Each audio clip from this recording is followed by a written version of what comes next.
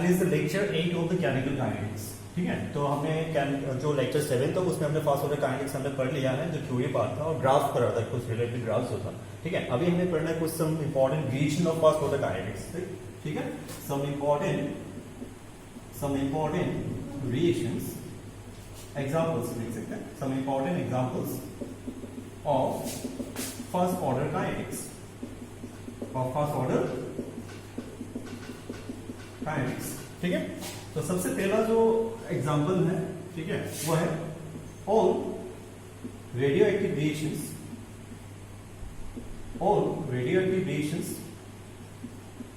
Are first order kinetics. Okay, all radioactive reactions मतलब जो आपका न्यूक्लियर केमिस्ट्री या न्यूक्लियर फिजिक्स में जो भी रिएक्शंस होगा, अल्फा बीटा गामा रिएक्शन जहां पे इमिट होता है, ठीक है, तो उस तरह के रिएक्शंस को हम क्या बोलेंगे, फर्स्ट ऑर्डर काइनेटिक्स फॉलो करते हैं। ठीक है, तो all radioactive reactions follows the first order kinetics. ठीक है, ये बात आपको याद रखना है, जब आप न्यूक्लियर केमिस्ट्री पढ़ोगे तो वहां पे आपको सारा फर्स्ट ऑर्डर रिएक्शन यूज करके ही सारा रिएक्शन का प्रॉब्लम सॉल्व किया जाता है। ठीक है, ये बात हमेशा याद रखना है। Number 2, inversion of cane sugar.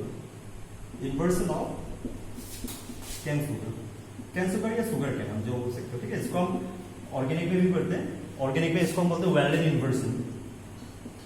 ठीक है, वेल्डेन इन्वर्सन इन ऑर्गेनिक केमिस्ट्री, तो ये रिएक्शन आपका फास्ट ऑर्डर काइनेटिक्स है। ये रिएक्शन है, आप ध्यान से देखना यहाँ पे C12H22O11, ये क्या है आपका सुक्रोज।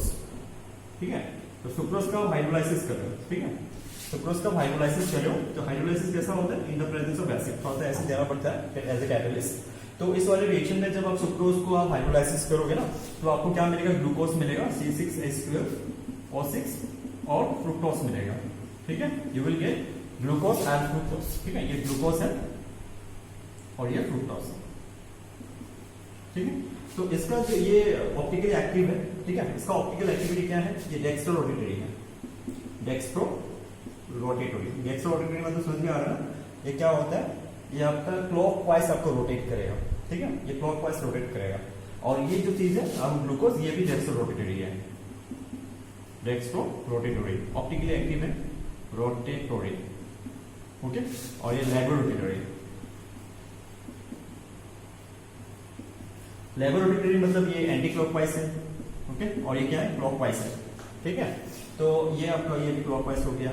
ठीक है, तो ऑप्टिकल एक्टिविटी ये आपको क्लॉकवाइज रोटेट करता है प्लेन पोलराइज्ड लाइट को, और ये आपको क्लॉकवाइज रोटेट करेगा प्लेन पोलराइज्ड लाइट को, plane polarised light. Okay, PPL। Okay, plane polarised light. ठीक है, तो प्लेन पोलराइज्ड लाइट पोलरीमीटर में प्लेन पोलराइज्ड लाइट को ये क्लॉकवाइज रोटेट कर देता है, ये भी क्लॉकवाइज रोटेट कर देता है, और ये आपका एंटी क्लॉकवाइज रोटेट करता है। ठीक है, लेकिन इसका जो परसेंटेज है, इसका परसेंटेज लेस फॉर्म होता है। इस वाले रिएक्शन में आपका ग्लूकोज का अमाउंट कम होता है और फ्रुक्टोज का अमाउंट ज्यादा होता है। ठीक, तो ये कैंसिल होने के बाद आपका जो नेट रेज आएगा वो क्या रह जाएगा, फ्रुक्टोज। ठीक है, तो आपका जो प्लस था, प्लस से आपका नेट आपको क्या मिल रहा है, फाइनली टोटल कभी कैंसिल हो जाएगा, कैंसिल होने के बाद नेट आपको क्या मिलेगा, आपको फ्रुक्टोज ज्यादा मिल जाएगा, फ्रुक्टोज ज्यादा रह जाएगा। ऑप्टिकल एक्टिविटी के बारे में अगर बात करें तो, ठीक है, तो ऑप्टिकल एक्टिविटी प्लस से आपका क्या हो रहा है, फाइनली माइनस हो रहा है, माइनस ज्यादा फॉर्म हो रहा है, जिसलिए इसको हम बोलते हैं इन्वर्सन ऑफ कैन शुगर। ठीक है, इन्वर्सन ऑफ कैन शुगर या फिर वेल्डेन इन्वर्सन, मतलब ऑप्टिकल एक्टिविटी क्या हो रहा है, वो इन्वर्स हो रहा है। ठीक है, चेंज हो रहा है। तो ये हो गया दूसरा। तीसरा एग्जांपल है आपके पास, growth and decay of bacteria. Growth and decay या डिसइंटीग्रेशन, ओके, ऑफ बैक्टीरिया। ठीक है, तो growth and decay of bacteria is always first order kinetics. Okay, ये आपको याद रखना है। ठीक है, फिर आते हैं acidic hydrolysis of ester. Acidic hydrolysis of ester is also first order kinetics. ठीक है, ये सारा फर्स्ट ऑर्डर काइनेटिक्स है। तो एसिडिक हाइड्रोलाइसिस ऑफ एस्टार मतलब जैसे कि CH3COOC2S5, ये आपका एस्टार हो गया। ठीक है, इथाइल एसीटेट, ओके, इथानोएट, ठीक है, plus water hydrolysis in presence of acid, इसमें आपको क्या मिलने वाला है, CH3COOH प्लस CH2S5OH। ठीक है, इथानॉल एंड एसिटिक एसिड। तो ये रिएक्शन भी आपका क्या है, फर्स्ट ऑर्डर काइनेटिक्स है। ठीक है, आपको याद रखना है। इसके बाद और एक रिएक्शंस 5 नंबर पे C6H5N2Cl, ये बेंजीन डाइज़ोनियम क्लोराइड है। क्या है ये, बेंजीन डायज़ोनियम क्लोराइड बहुत इंपॉर्टेंट ऑर्गेनिक कंपाउंड है, एरोमेटिक कंपाउंड है, ठीक है। तो ये बेंजीन डायज़ोनियम क्लोराइड है, यहाँ से हम क्लोरोबेंजीन, ब्रोमोबेंजीन ये सब बना सकते हैं मतलब, ठीक है। तो इसका क्या होता है ना, इसको अगर हम हीट करेंगे थोड़ा सा, इसको अगर थोड़ा सा हीट करेंगे तो हीट करने पर C6H5Cl क्लोरोबेंजीन आपको मिल गया प्लस नाइट्रोजन, ठीक है। तो दिस इज वेरी इंपॉर्टेंट फॉस्फोडाइनाइटिक रिएक्शन, ठीक है। तो ऑर्गेनिक में आपको ये वाला रिएक्शन बार बार मिलने वाला है, ठीक है। तो इसको थोड़ा सा हीट करेंगे तो you will get the chlorobenzene and nitrogen, this is the फॉस्फोडाइनाइटिक रिएक्शन।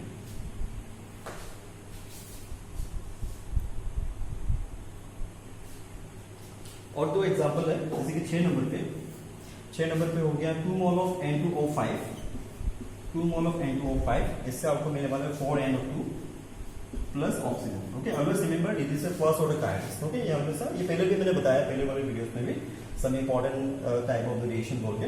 तो ये भी आपका N2O5 का जो डिकम्पोजिशन रिएक्शन है NO2 और O2 में, ये भी एक फास्ट ऑर्डर काइनेटिक्स रिएक्शन है, ठीक है।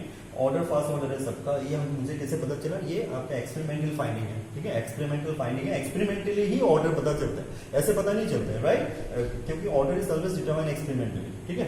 लास्ट एक रिएक्शन बहुत इंपॉर्टेंट है, हाइड्रोजन पेरोक्साइड, ठीक है। अगर इसको डिकम्पोज करेंगे तो वाटर प्लस ऑक्सीजन, ठीक है, वाटर प्लस ऑक्सीजन। तो ये भी आपका फास्ट ऑर्डर काइनेटिक्स है, ठीक है। तो इसको अच्छी तरह से आप नोट डाउन कर लीजिए।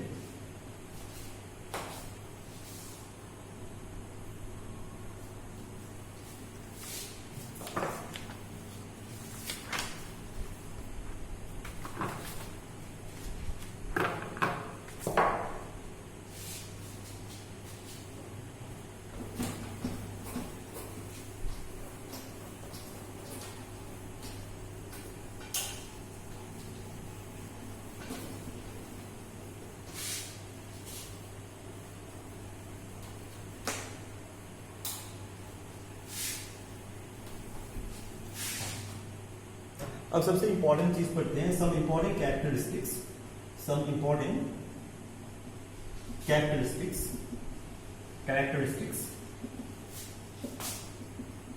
ऑफ फर्स्ट ऑर्डर काइनेटिक्स, ठीक है। Some important characteristics of first order. सबसे पहला जो सबसे ज्यादा इंपॉर्टेंट है, सबसे पहला और सबसे ज्यादा इंपॉर्टेंट वो है कि सेम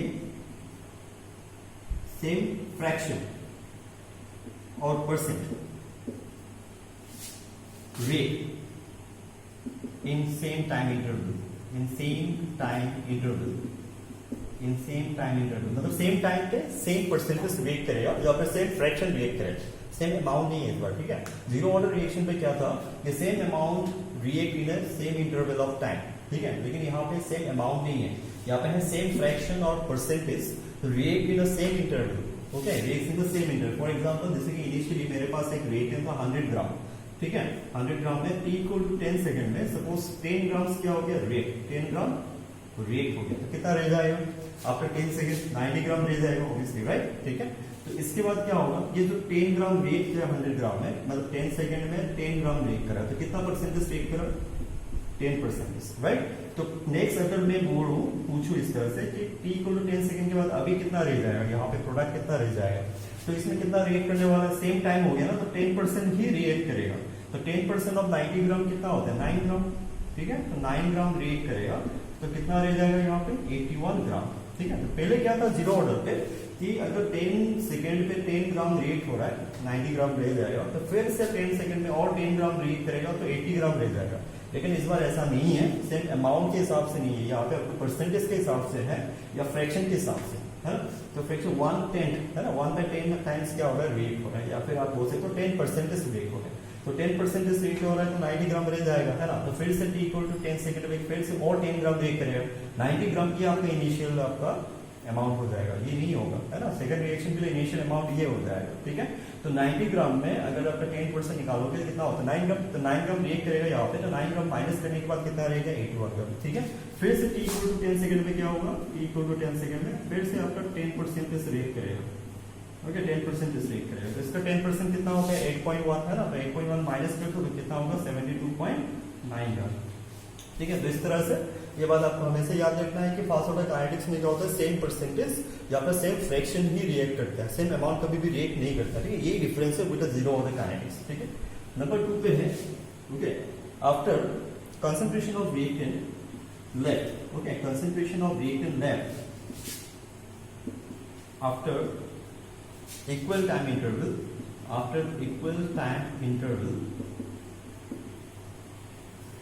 आर इन जीपी क्या है, ज्योमेट्रिक प्रोग्रेशन, ठीक है। जीरो ऑर्डर में क्या था कि concentration of reactant left after equal time interval are in AP, arithmetic progression था, अभी ज्योमेट्रिक प्रोग्रेशन हो गया। मतलब बोलना ये चाहता हूँ कि T इक्वल टू 0 में अगर कंसंट्रेशन आपके पास एनोड है तो T equal to T time के बाद कंसंट्रेशन क्या रह जाएगा, ए नॉट, मतलब A naught minus X equal to क्या होता है, A naught E to power minus के टी, ये होता है, ठीक है। तो T इक्वल टू 2T में क्या रह जाएगा, A naught E to power minus 2 K T.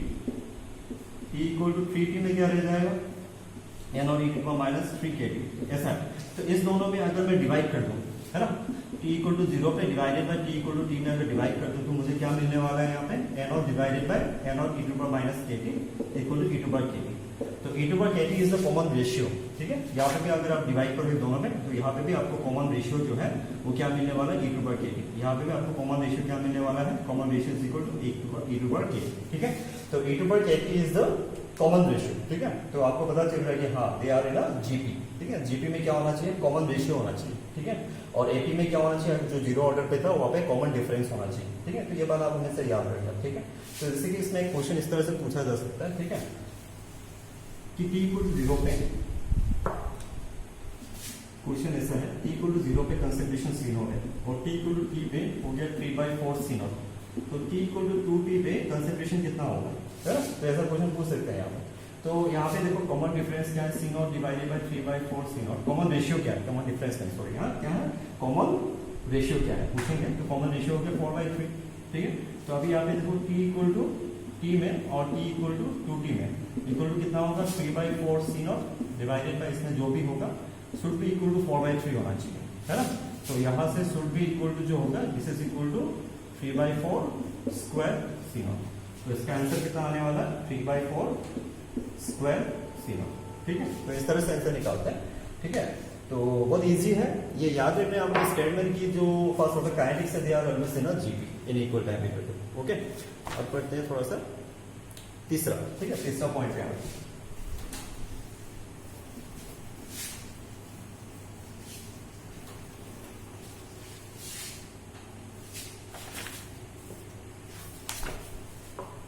तीसरा पॉइंट जो है, T half is independent of initial concentration, is independent of initial concentration, okay। T half is independent of initial concentration। T half का formula क्या था first order पे, T half is equal to 0.693, okay, divided by K।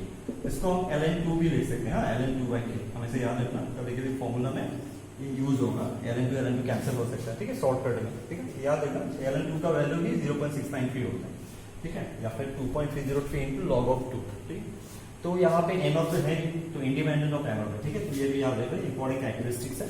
और दूसरा है कि rate changes with concentration, okay, rate changes with concentration and time, ठीक है। लेकिन जीरो ऑर्डर पे क्या था, जो रेट था वो इंडिपेंडेंट ऑफ टाइम और इंडिपेंडेंट ऑफ इनिशियल कंसंट्रेशन था, लेकिन यहाँ पे ऐसा नहीं है, ओके। एंड रेट जो डिक्रीजेस भी होता है एक्सपोनेंशियली एंड डिक्रीजेस एक्सपोनेंशियली, ठीक है, एक्सपोनेंशियल। इसका इक्वेशन क्या था, ठीक है, रिलेशन जो था R equal to K n और e to power minus K। तो देखो रेट जो है इनिशियल कंसंट्रेशन के ऊपर भी डिपेंड करता है, टाइम के ऊपर भी डिपेंड करता है, और टाइम क्या है कि माइनस एक्सपोनेंशियली है ना, तो इसलिए एक्सपोनेंशियली डिक्रीज, ठीक है। तो ये इक्वेशन है, आपको याद रखना, ठीक है। लास्ट है, और लास्ट और सबसे ज्यादा इंपॉर्टेंट भी है, time required for completion of nth fraction of reaction, nth fraction of reaction, okay, is given by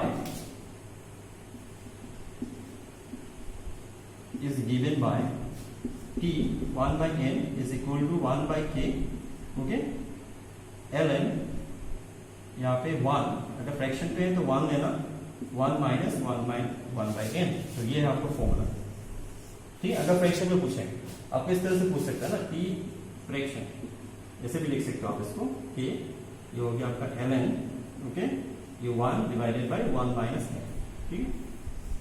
मतलब हम क्वेश्चन पूछ सकते हैं कि T 1/2 के बाद कितना रह गया, ठीक है, E 1/3 के बाद कितना होगा, ठीक है, टाइम 1/3 क्या होगा, टाइम 2/3 क्या होगा, इस तरह के क्वेश्चन पूछ सकते हैं अपन, ठीक है।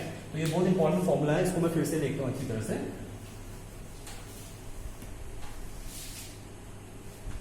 ठीक है। एक रिएक्शन है, बोला है कि T 2/3 के बाद कितना रहेगा, ठीक है। What is the time required to complete the 2/3 of the reaction, time पूछा है, ठीक है। व्हाट इज द मतलब 2/3 कंप्लीट होने में रिएक्शन को, ठीक है, टाइम कितना लग रहा है, ठीक है। या फिर T हाफ, ठीक है, हाफ रिएक्शन कंप्लीट करने में आपको टाइम कितना लग रहा है, या फिर T 1/3 में कितना लग रहा है। तो उसके लिए आपको फॉर्मूला क्या यूज करना है, तो आपको फॉर्मूला ऐसा यूज करना है, T fraction is equal to 1/K, okay. ln fraction है तो जो टोटल होता है वो हमेशा 1 होता है, मतलब इनिशियल जो होगा n0 की जगह 1 लिखना है, ठीक है। और 1 माइनस यहाँ पे क्या होगा, फ्रैक्शन, ठीक है। या फिर T 1/n is equal to 1/K ln 1 divided by 1 minus 1/n, ऐसे भी लिख सकते हो।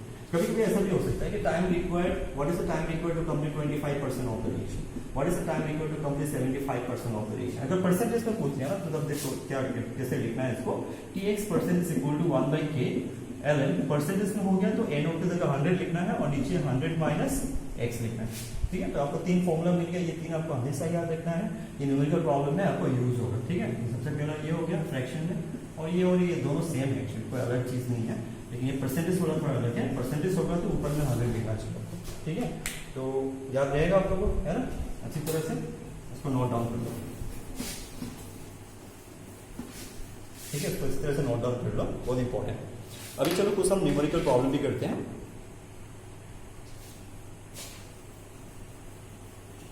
उससे पहले एक काम करता हूं, यहाँ पे मैंने जैसे कि लिखा था T 2/3 क्या होगा, T 1/3 क्या होगा, तो ये पुट करके दिखाता हूँ यहाँ पे।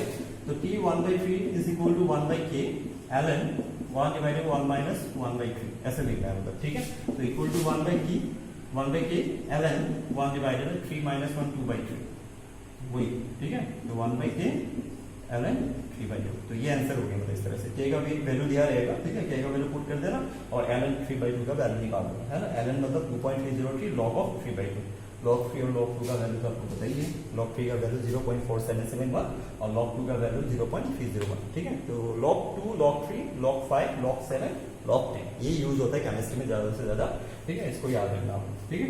तो हो गया क्लियर, ठीक है। आगे बढ़ते कुछ क्वेश्चन करते हैं, क्योंकि फर्स्ट ऑर्डर रिएक्शन से ही ज्यादातर प्रॉब्लम पूछा जाता है, तो इसमें ज्यादा से ज्यादा प्रॉब्लम सॉल्व करने की कोशिश करूंगा मैं, ठीक है।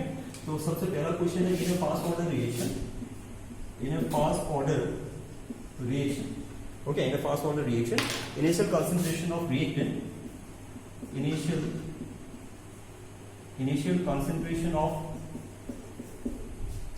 रिएक्टेंट इज 8 मोलर, ठीक है, 8 मोलर था, which changes to 2 molar, which changes to 2 molar in 40 minutes, in 40 minute में, ठीक है। 8 मोलर से क्या हो गया, 2 मोलर हो गया, ठीक है। तो आपको और क्या इंफॉर्मेशन दिया हुआ है, बोला है कि और कुछ नहीं है, डिटरमाइन करने के लिए बोला है, determine number 1 rate constant of reaction, rate constant निकालो आप, ठीक है, rate constant of reaction. Number 2 में पूछा हाफ लाइफ टाइम, ठीक है, T हाफ निकालो। और नंबर 3 में बोला concentration of reactant, concentration of reactant after 60 minute, concentration of reactant after 60 minute, ठीक है। तो ये 3 क्वेश्चन है इस क्वेश्चन के अंदर, चलो देखते हैं कैसे करते हैं, है ना। तो इसलिए फास्ट ऑर्डर रिएक्शन बोल दिया, ठीक है। तो कोई भी क्वेश्चन पे 0 ऑर्डर करके फास्ट ऑर्डर वो आपको दिया रहेगा, ठीक है। अगर नहीं दिया हुआ है तो K का आप यूनिट देखना, K का भी वैल्यू इसमें दिया हुआ नहीं है, तो यहाँ पे बोल दिया ना इसमें डायरेक्टली, राइट। तो कभी कभी क्या होता है, K का यूनिट देख के भी हम फाइंड आउट कर सकते हैं कि कौन सा ऑर्डर रिएक्शन है। मैंने ट्रिक्स पहले ही आप लोगों को बता दिया है, ठीक है। तो ये फास्ट ऑर्डर काइनेटिक्स से तो टेंशन लेने की जरूरत नहीं है, ऑलरेडी सॉल्व है, ठीक है। तो यहाँ पे n0 इज इक्वल टू कितना, 8 मोलर है, ठीक है। और AT कितना है, AT आपका 2 मोलर है, ठीक है। टाइम कितना है आपका 40 मिनट, ठीक है। K निकालने के लिए बोला है ना, तो K निकालते हैं। K का एक्सप्रेशन जो मोस्ट कॉमन जो इक्वेशन है, ठीक है, वही आपको यूज करना है, K equal to 1/T 2.303, okay, log of, okay, ऊपर क्या होगा n0 divided by n0 minus x, n0 minus x, ठीक है। तो n0 माइनस x ऑलरेडी ये 2 मोलर दिया हुआ है, तो इसमें 2 लिखना है, ठीक है। AT का मतलब होता है n0 माइनस x, ठीक है, गलती नहीं करना, ठीक है, मैंने अभी गलती कर दिया था, तो गलती नहीं करना, n0 माइनस x, AT का मतलब होता है 2 मोलर। इसमें बोला है ना to it changes to molar. जो कंसेंट्रेशन ऑफ वेट था वो 1 मोलर था इनिशियली, वो चेंज हो गया अभी 2 मोलर हो गया है, ठीक है, चेंज होके अभी 2 मोलर हो गया है। तो 80 जो होगा मतलब 8t इक्वल टू 40 मिनट में अभी कितना हो रहा है, a0 माइनस x का वैल्यू कितना हो रहा है, 2 मोलर। तो यहाँ पे a0 divided by a0 minus x था, ठीक है। ये कौन सा मैं रिलेशन यूज कर रहा हूँ, k equal to 1/t 2.303 log of a0 divided by a0 minus x, ठीक है, वही फॉर्मूला मैं यूज कर रहा हूँ यहाँ पे, ठीक है। तो इसमें बस आपको क्या करना था, बस पुट करो 1/40, ठीक है, 2.303, ये log ऑफ क्या हो जाएगा 4, ठीक है। तो log ऑफ 4 है तो 1/40 इंटू ये 2 स्क्वायर हो जाएगा, 2 आगे आ जाएगा, 2 इंटू 2.303, ये log ऑफ 2 हो गया। 2.303 log 2 का हम ln2 लिख सकते हैं, ठीक है, ये 1/20 ln2, इसको ऐसे रख दो अभी, ठीक है। ऑब्जेक्टिव क्वेश्चन नहीं है ना, हमारे पास ऑप्शन नहीं है, तो ऐसे रखते हैं, अभी कोई प्रॉब्लम नहीं है। ln2 का वैल्यू पुट करेंगे तो 2.303 इंटू log 2, log 2 का वैल्यू कितना है 0.301, दोनों को मल्टीप्लाई करेंगे तो 0.693, तो 0.693 डिवाइडेड बाय 20, ठीक है, क्या आप लिख सकते हो 0.693 डिवाइडेड बाय 20, इसको ऐसे रखते। इसका यूनिट क्या होगा, ये फर्स्ट ऑर्डर है, तो फर्स्ट ऑर्डर में तो ये आपका सेकंड इनवर्स, ठीक है, क्या यूनिट क्या होता है, सेकंड टाइम इनवर्स होता है, ठीक है, सेकंड इनवर्स। इसके बाद दूसरा में आपको सेकंड वाले पार्ट में क्या निकालने के लिए टी हाफ निकालने के लिए होगा, ठीक है, टी हाफ में ये भी निकाल देता हूँ। तो टी हाफ क्या होता है 0.693 डिवाइडेड बाय के, ठीक है, तो 0.693 डिवाइड के का वैल्यू क्या था 0.693 बाई 20, 0.693 डिवाइडेड बाई 20, तो इक्वल टू 20, ठीक है। इसका यूनिट क्या होगा सेकंड, ठीक है, समझ में आ गया होगा, बहुत इजी था, ठीक है। डायरेक्ट फॉर्मूला में पुट करना था, 0.693 कैंसिल भी हो गया था, 20 रह गया बस, ठीक है। तीसरा करते हैं,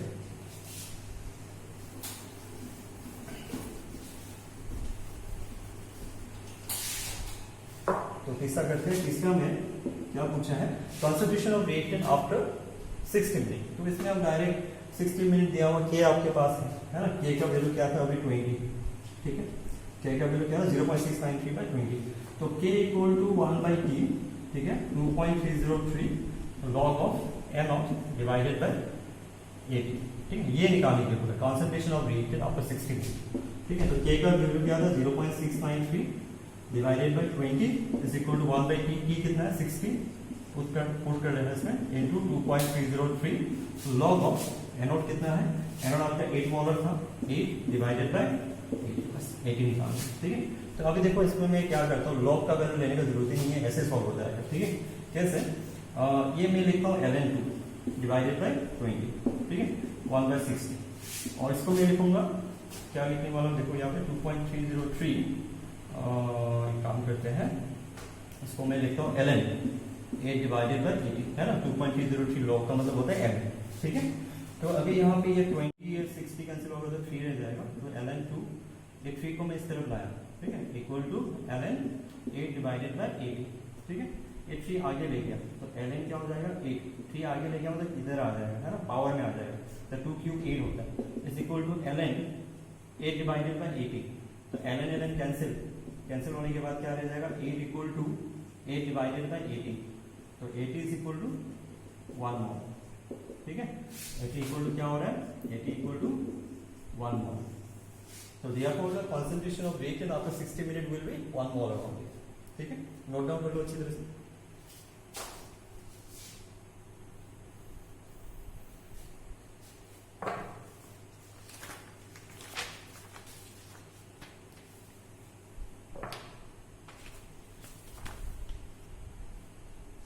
और एक सिंपल से क्वेश्चन करते हैं बोर्ड लेवल का,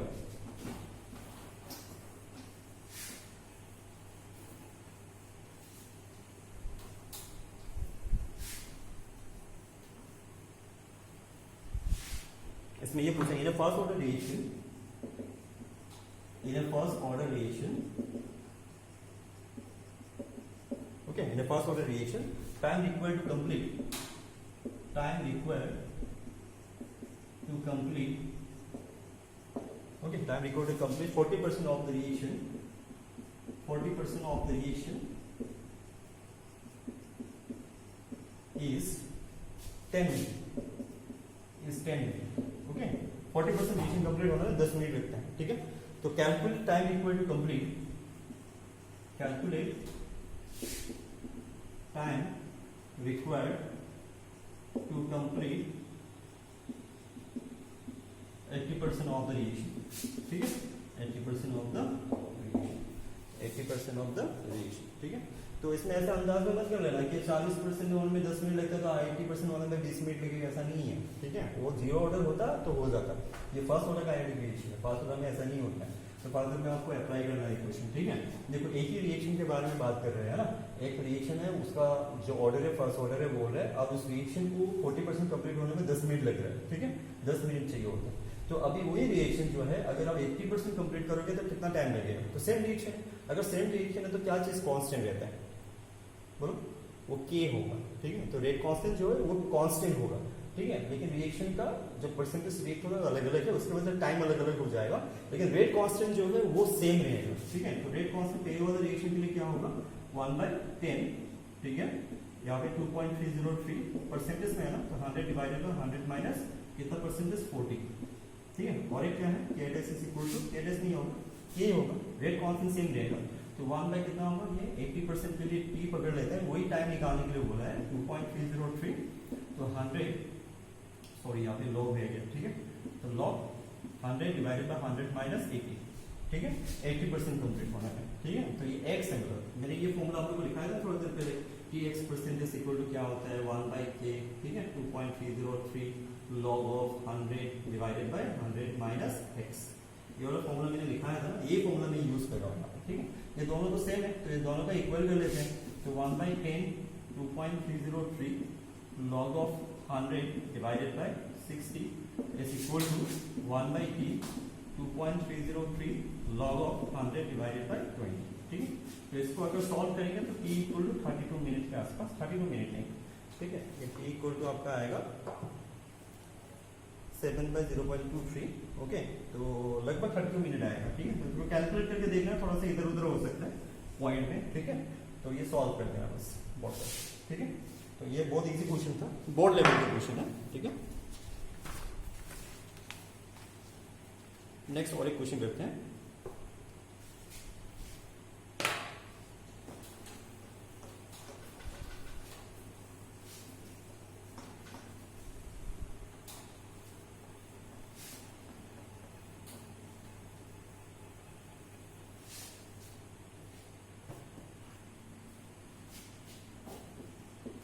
For a first order reaction, okay, for first order reaction, initial concentration of the reagent, initial concentration of the reagent is 16 molar, ठीक है, initial concentration 16 molar था, and T half of the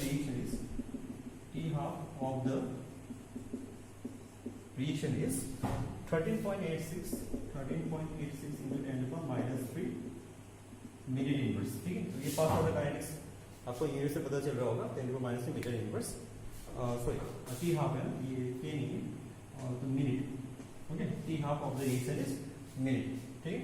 और इसमें पूछा है calculate the initial rate of the reaction, calculate the initial rate of the reaction, initial rate of the reaction, okay, initial rate of the reaction or rate after and rate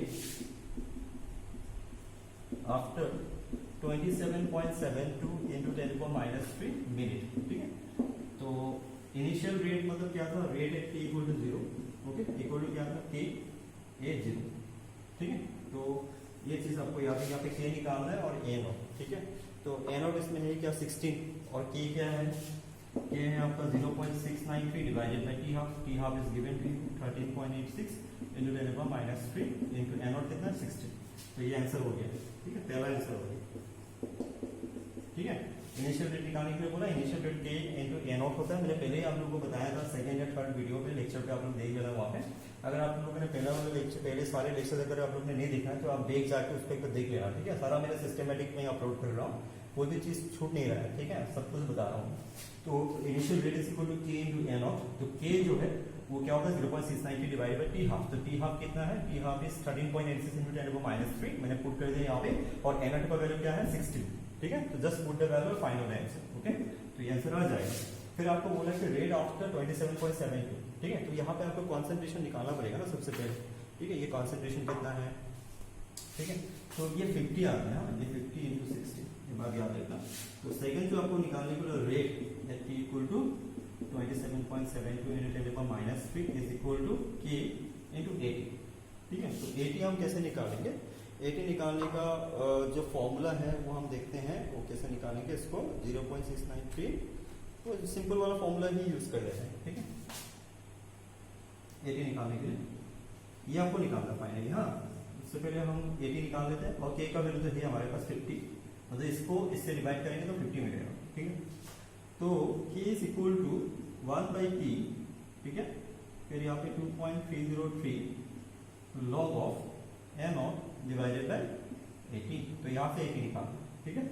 तो K कितना है 50, T कितना है, T आपके पास है 27.72 × 10⁻³ into 2.303 log of n0 हो गया 16 divided by 80, ठीक है। तो इसको अगर हम सॉल्व करेंगे, सॉल्व कर लेना इसको, सॉल्व करने के बाद आपको यहाँ पे मिलेगा 4 मोलर, ठीक है।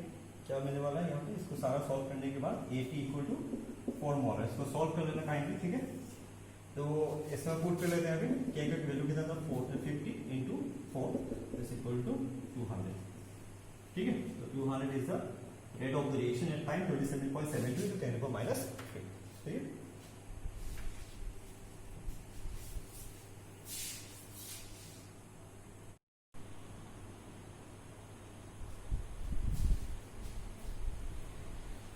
अभी हम कुछ शॉर्टकट करने वाले हैं। शॉर्टकट में जैसे कि सबसे पहले देखो यहाँ पे, ठीक है, फर्स्ट ऑर्डर रिएक्शन के लिए शॉर्टकट नंबर 1, ठीक है, सबसे पहला शॉर्टकट। सपोज एक रिएक्शन में सबसे पहले इनिशियल कॉन्सेंट्रेशन n0 था, ठीक है, एक टी हाफ के बाद ये हो गया n0/2, ठीक है, और एक टी हाफ के बाद ये हो गया आपका n0/4, और एक टी हाफ के बाद n0/8, और एक टी हाफ के बाद हो गया n0/16, ठीक। तो इसमें कितना टी हाफ हो गया, यहाँ से यहाँ तक 2 टी हाफ, है ना।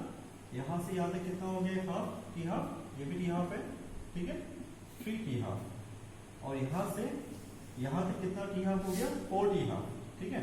तो यहाँ से यहाँ तक 1 टी हाफ होता है, ओनली 1 टी हाफ, और कितना परसेंटेज रिएक्शन हो रहा है यहाँ पे, ओनली 50% रिएक्शन, ठीक है। तो यहाँ से ये 2 टी हाफ कितना परसेंट रिएक्शन हो रहा है, 50% प्लस 25%, यहाँ से यहाँ तक 50%, फिर यहाँ से यहाँ तक 50% ना, लेकिन यहाँ से यहाँ तक कितना परसेंटेज होगा, 75% होगा, ठीक है। और यहाँ से यहाँ तक कितना परसेंट होगा, 50% प्लस 25% प्लस 12.5%, ठीक है। यहाँ से मैं एक फॉर्मूला डिराइव करने वाला हूँ, ठीक है। अब ध्यान से देखते रहो यहाँ पे मैं क्या कर रहा हूँ। तो इसके बाद इसमें देखना, ये 50% प्लस 25% प्लस 12.5% प्लस 6.25%, ठीक है। तो यहाँ पे फाइनल में क्या लिख सकता हूँ कि अगर आपको 50% रिएक्शन कंप्लीट करना है, उसके लिए जो टाइम लगता है वो 1 टी हाफ के साथ इक्वल होता है ना, that is equal to 1 T half. अगर 75% रिएक्शन कंप्लीट करना है तो उसके लिए आपको 2 टी हाफ चाहिए होता है, ठीक है। तो अगर टी 75 निकालने के लिए बोले, आपके पास टी हाफ है तो 2 से मल्टीप्लाई कर दीजिए, बस सिंपल हो गया, है ना। तो टी, इसके बाद टी इसमें कितना आएगा, इसमें आएगा आपका 75 87.5, तो 87.5% इसके लिए अगर निकालने के लिए बोले, ये हो गया 3 टी हाफ, ठीक है। फिर हो गया टी, ये कितना परसेंटेज आएगा 93.5, 93.5 के लिए कितना आएगा 4 टी हाफ, ठीक है। फिर देखो यहाँ पे टी 90% कितना होगा, टी 90% होता है 3.33 टी हाफ, ठीक है। ये मैंने यहाँ पे दिखाया नहीं, कैलकुलेटर हम निकाल सकते हैं, आपको याद रखना शॉर्टकट, ठीक है। फिर टी 99% कितना होगा, टी 99% का होगा 6.66 टी हाफ, ओके। और टी 99.9% क्या है, is equal to 10 T half, ठीक है। तो इसके ऊपर प्रॉब्लम भी सॉल्व किया हुआ है एनसीईआरटी में, एग्जांपल में देखना, prove that T 99.9% is equal to 10 times of the T half, example में सॉल्व किया हुआ है, ठीक है। तो ये जो एग्जांपल, ये जो फॉर्मूला सब निकल के आया शॉर्टकट में, ये आपको डायरेक्टली यूज करना है, ठीक है। समझ में आ रहा है, T 50 equal to T half, T 75% equal to T half, T 87.5% 3 T half, T 90% होने से 8.33, याद रखना ये वाला पॉइंट, और टी 90.5 के लिए 4 टी हाफ, टी 99% के लिए 6.66 टी हाफ, और 99.9% के लिए हो रहा है 10 टी हाफ, ठीक है। शॉर्टकट 2 पे आते हैं, ठीक है। ये बहुत इंपॉर्टेंट है एग्जाम क्वेश्चन सॉल्व करने के लिए। सपोज एक रिएक्शन है, एक क्वेश्चन है, क्वेश्चन मैं आपको दिखाता हूँ, क्वेश्चन ऊपर लिखता हूँ। एक रिएक्शन है, उसका टी हाफ का वैल्यू दिया हुआ है 10 मिनट। ओके, टी हाफ का वैल्यू दिया हुआ है 10 मिनट। तो टी 80% कितना होगा? ठीक है, 4 ऑप्शन दिया हुआ है, ए बी सी डी। ठीक है, 4 ऑप्शन में पहला ऑप्शन है 20 से लेकर 30 मिनट। ठीक है, फिर दिया हुआ है 20 minute, 30 minute, 20 minute, 30 minute. Okay, और एक दिया हुआ है आपका 32 मिनट।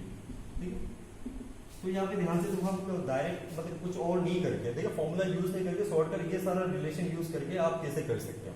तो टी 80% जो है, टी 80% ये टी 75% से ज्यादा है, और टी 87 यहाँ पे था, टी 87.5 87.5% से कम है इसका, है ना। तो टी 75 क्या होता है? T 75% equal to 2 T half. ठीक है, T 75% equal to 2 T half. तो 2 इंटू टी हाफ कितना 10 मतलब 20 मिनट। तो 20 मिनट से ज्यादा लगेगा टी 80% में, है ना। तो 75% के लिए 20 मिनट है, तो 80% का थोड़ा ज्यादा लगेगा। और टी 87.5% के लिए क्या होगा? 87.5% के लिए होता है 3 टी हाफ, मतलब 3 इंटू 10, तो ये हो गया 30 मिनट। तो 30 मिनट भी नहीं होगा क्योंकि ये 80% है ना, तो 30 मिनट से कम, 20 मिनट से थोड़ा ज्यादा। तो यहाँ पे देखो 20 मिनट तो नहीं हो सकता, है ना, 30 मिनट भी नहीं हो सकता, 32 मिनट तो और भी ज्यादा नहीं हो सकता, 20 से 30 मिनट, बस ये आंसर है। ठीक है, तो शॉर्टकट ट्रिक्स यूज करके हम इस तरह से बहुत सारे क्वेश्चन सॉल्व कर सकते हैं। जिसका शॉर्टकट वो भी देखते हैं अभी।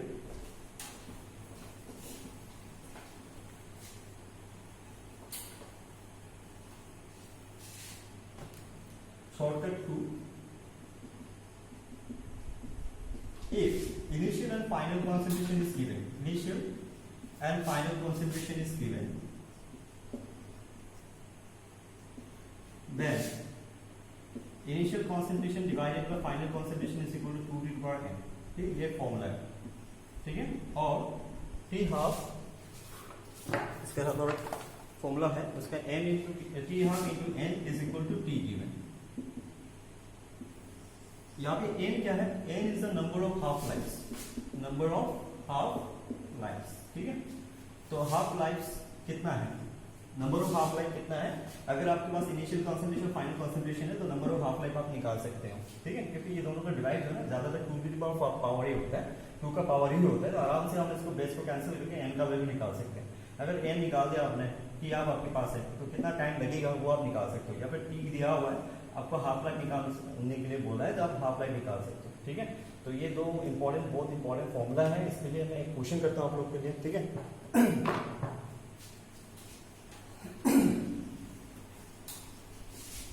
क्वेश्चन है, in a particular first order reaction, in a particular first order reaction, in a particular first order reaction, concentration of reactant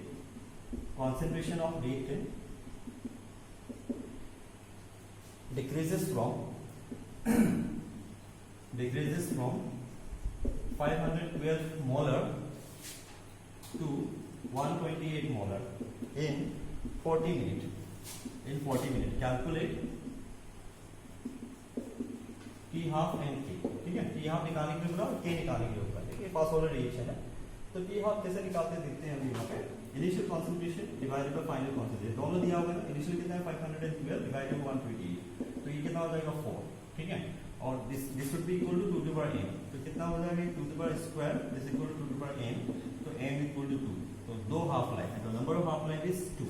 ठीक है, number of half life is 2। T half निकालने के लिए बोला, टाइम दिया हुआ 40 मिनट, तो सेकंड वाला फॉर्मूला यूज करते हैं, T half into n is equal to T given.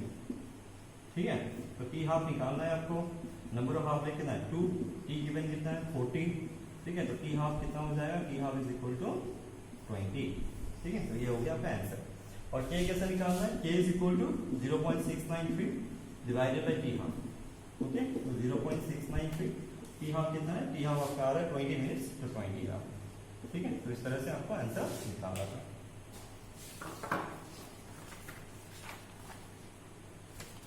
ठीक है, तो यहाँ तक आपको फर्स्ट ऑर्डर काइनेटिक्स कंप्लीट होता है। इसके बाद हम सेकंड ऑर्डर काइनेटिक्स स्टार्ट करेंगे नेक्स्ट लेक्चर पे। ठीक है।